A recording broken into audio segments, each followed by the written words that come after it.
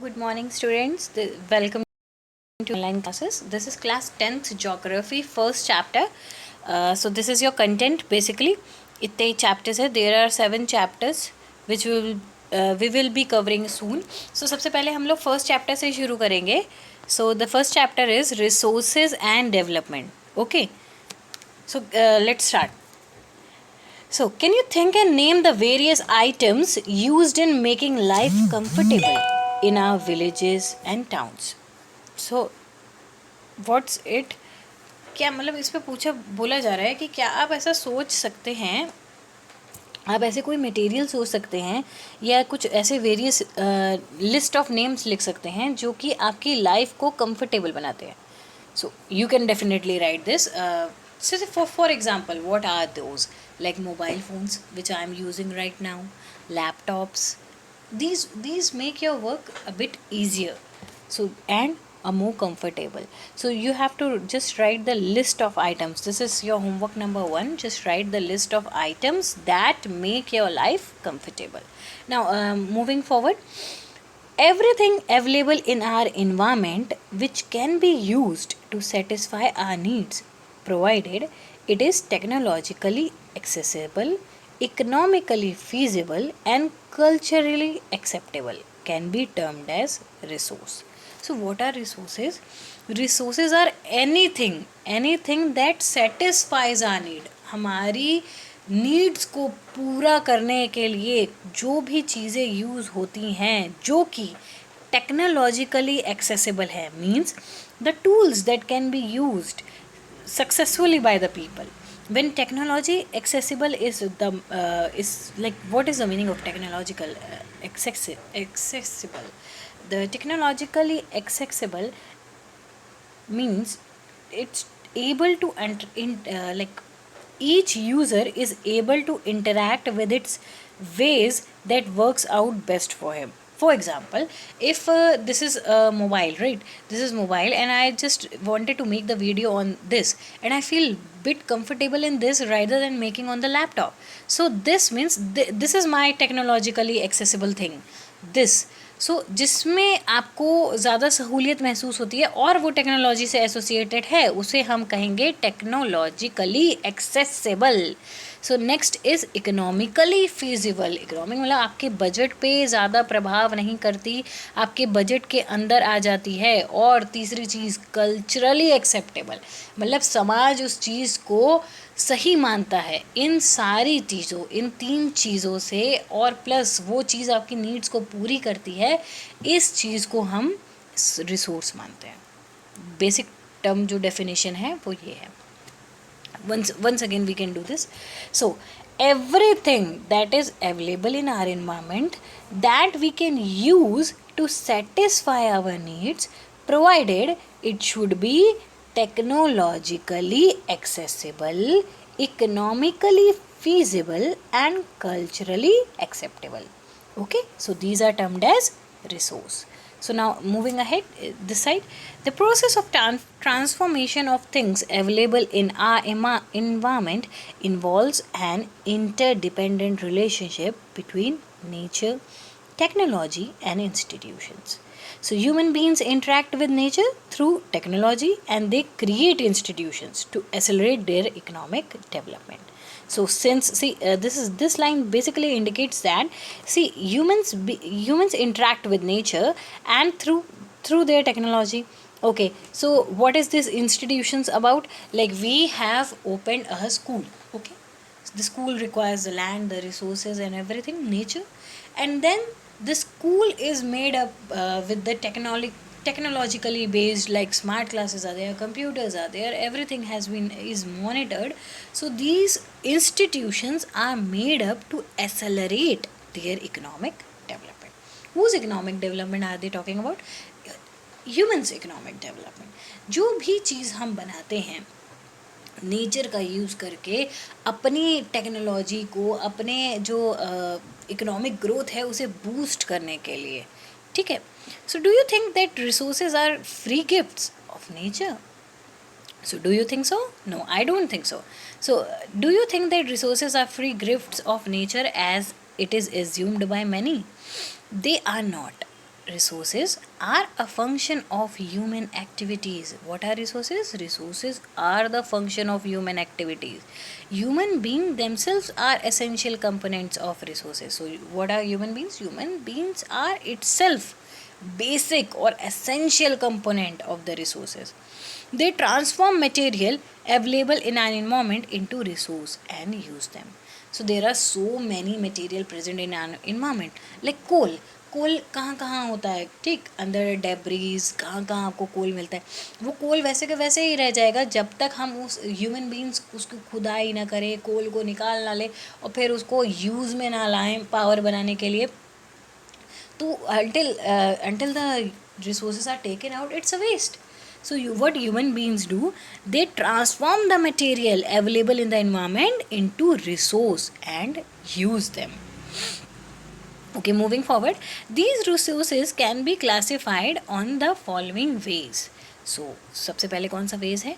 On the basis of origin, abiotic and biotic. तो सबसे पहला वाला पॉइंट है on the basis of origin. Abiotic and biotic. Biotic means living things, abiotic means non-living things. On the basis of exhaustibility, renewable and non-renewable. What are, as you can see in the diagram, see, renewable and non-renewable, this is here.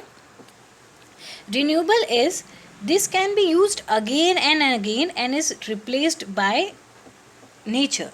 So what happens, this resources, the resources which you can use again and again and it will not replenish or it will not get over. So these resources are called renewable resources. And what are non-renewable resources? Those resources that you cannot get again and again, like for example coal. So coal, what happens once you use the coals, so it will take millions of years, 100 years, million years to make that coal, to build up that coal again.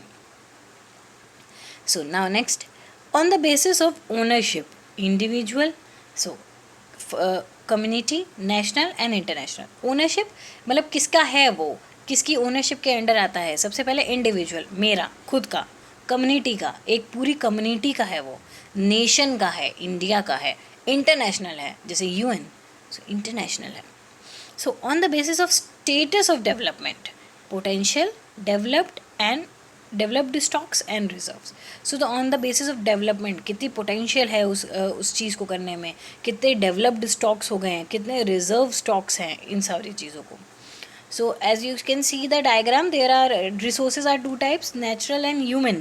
Natural resources are renewable and non-renewable. We have done this, what are renewable and what are non-renewable. You can write the definitions in your copy.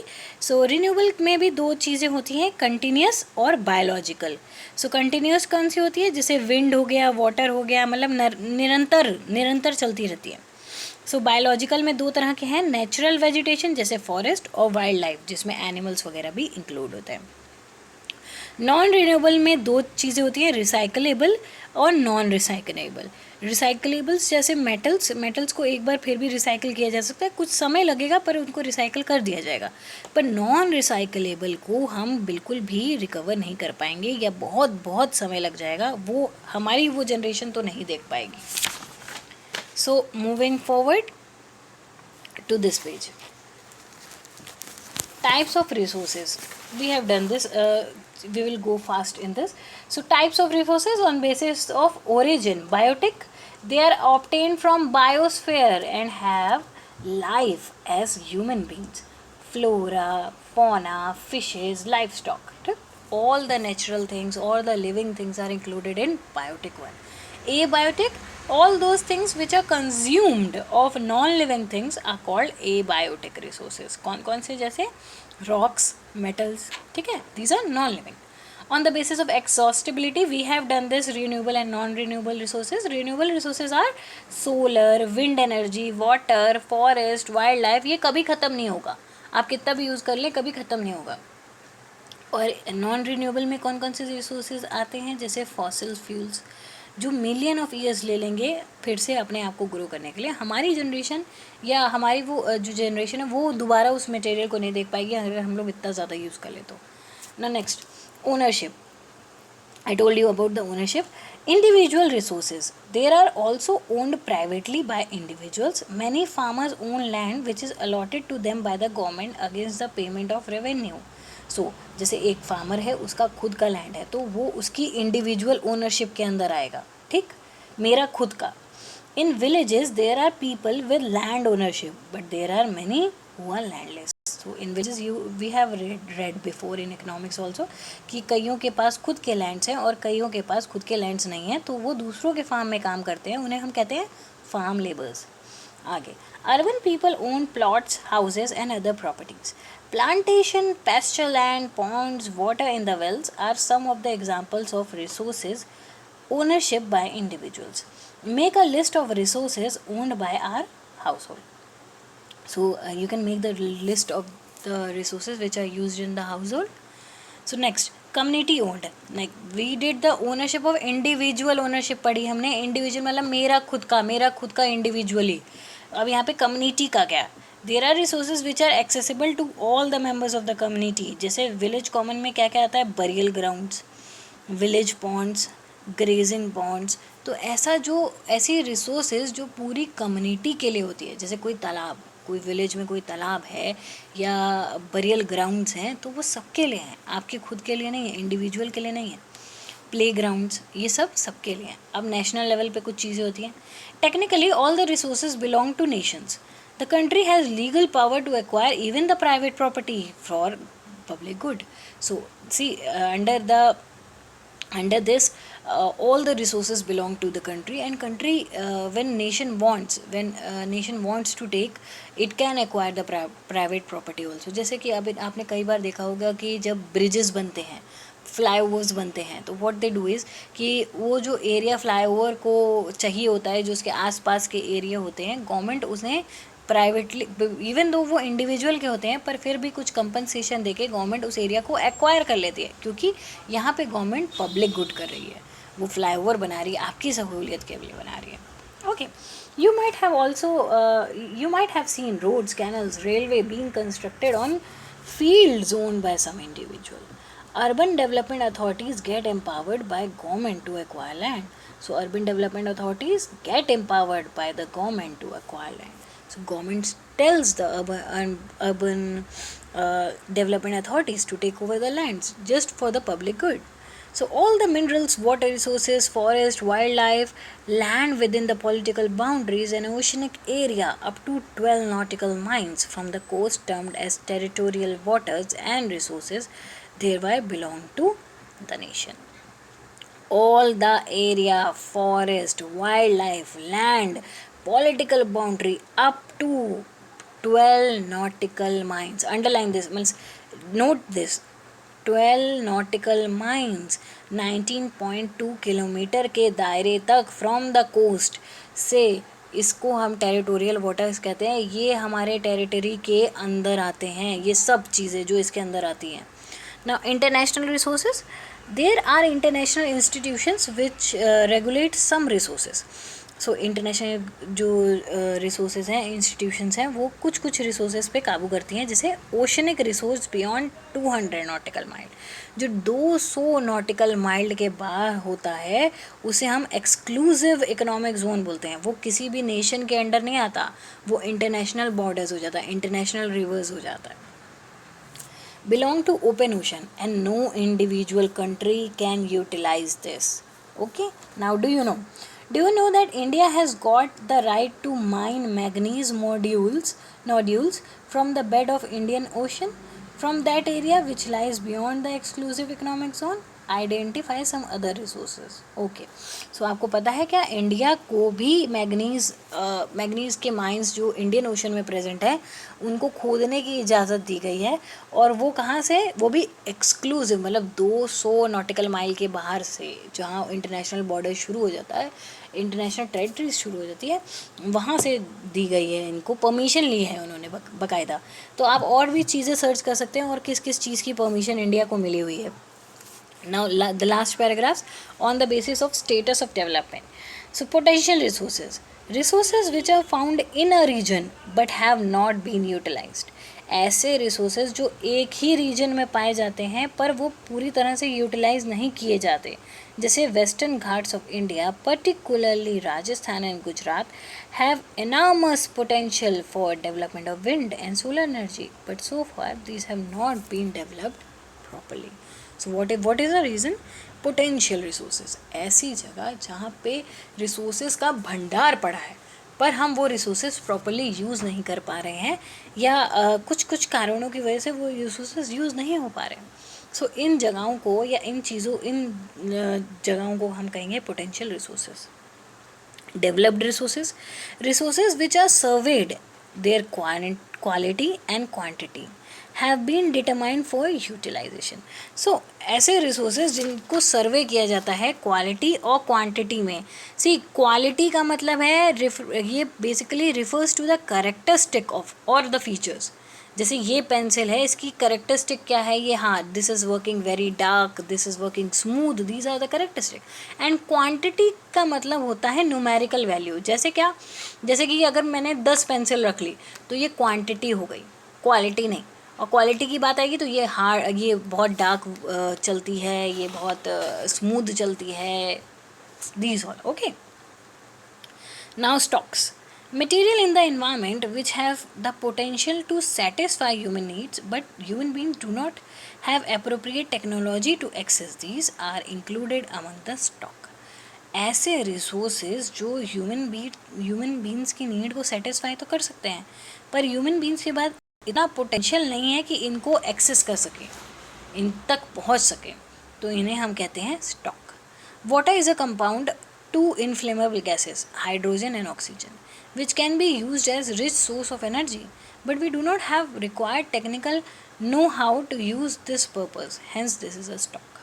What happens? Water के अंदर hydrogen और oxygen दोनों हैं पर we don't have that technology जिससे हम hydrogen और oxygen को सेपरेट कर दें और फाइनली यूज़ में ला सकें. तो ऐसे रिसोर्सेज जो हैं तो पर हम उसे अभी तक एक्सेस नहीं कर पा रहे हैं, यूज़ नहीं कर पा रहे हैं, उन्हें हम कहते हैं स्टॉक. आगे है reserves. Reserves are the subset stock, it's up there, reserve. Reserves are subset of stock which can be put into use with the help of existing technical know-how but their use has not been started. मतलब अब reserves वो हैं जिनका हमने ये तो ढूंढ लिया है कि हम इसे यूज़ कैसे करेंगे पर अभी तक इनका काम शुरू नहीं हुआ है. These can be used for meeting future requirement. ऐसे resources can be use for meeting the future requirements. River water can be use for generating hydro electric power but presently it is utilised only to a limited extent. Okay, so these are called reserves. Now development of resources.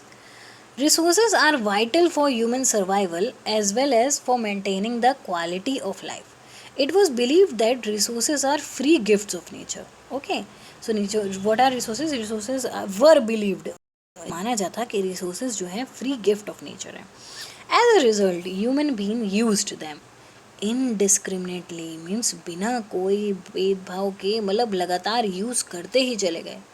This has led to the major following problems. जो हम अंधाधुन resources को use करते चले जा रहे हैं उसकी वजह से बहुत सारी प्रॉब्लम्स हो रही हैं. जैसे क्या? Depletion of resources for satisfying the greed of few individual. कुछ रिसोर्सेज डिप्लीट हो गई हैं, गायब हो रही हैं.